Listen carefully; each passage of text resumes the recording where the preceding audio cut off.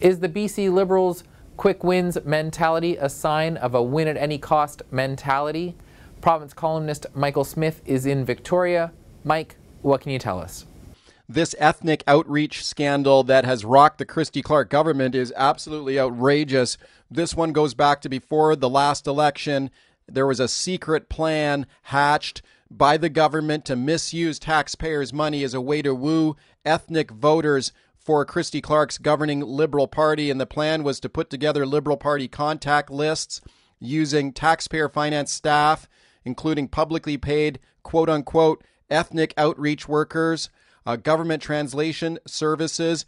You might recall part of the plan was to issue apologies for past wrongs committed against ethnic groups, like the Chinese head tax, for example, as a way to score, quote-unquote, quick wins for the Liberal government in the election, the Liberal Party. This is outrageous. What an abuse of your money. And there was a criminal breach of trust charge laid this week against former government insider Brian Bonney. Now, speaking of your money, here's something you may not know.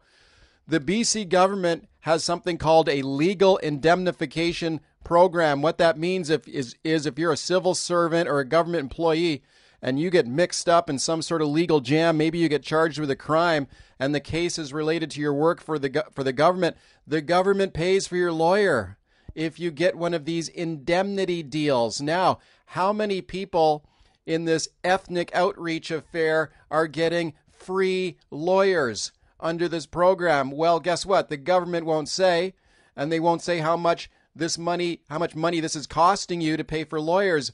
But the government does say this. The policy says you get your legal bills paid. However, if you are found guilty, then you are supposed to pay the money back.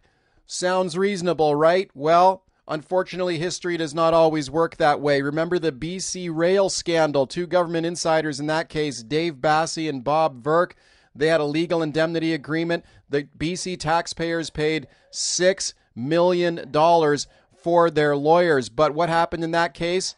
The two men originally pleaded not guilty. They changed their pleas to guilty just before a long list of powerful government and Liberal Party insiders were set to take the witness stand. So did Bassey and Verk pay for their own lawyers after pleading guilty? Nope. As part of the plea bargain, the government agreed to pay for their legal bills, $6 million paid by you, the BC taxpayer. Bottom line in this case, it appears more people are getting their lawyers paid for in this ethnic outreach affair, but don't count on getting any of the money back, even if some of these people are found guilty.